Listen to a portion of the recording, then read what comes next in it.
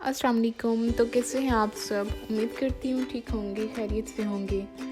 तो आज हम जो बनाने जा रहे हैं वो है होममेड स्पॉन्ज केक, जो बहुत ही इजी, बहुत ही डिलीशियस बनता है। तो चलिए चलते हैं अपनी रेसिपी की तरफ।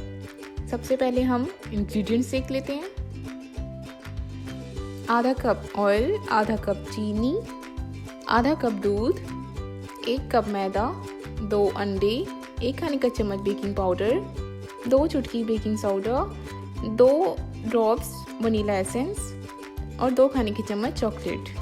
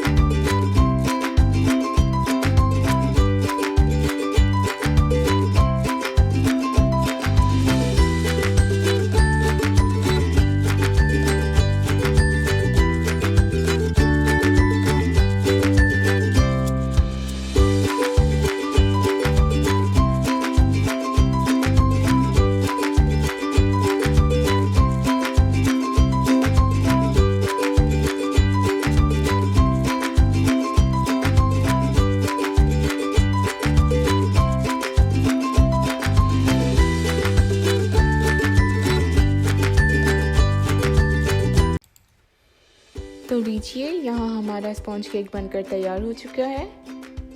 جیسا کہ آپ دیکھ سکتے ہیں یہ بہت ہی سافٹ، اسموتھ اور ڈیلیشیس بنا ہے.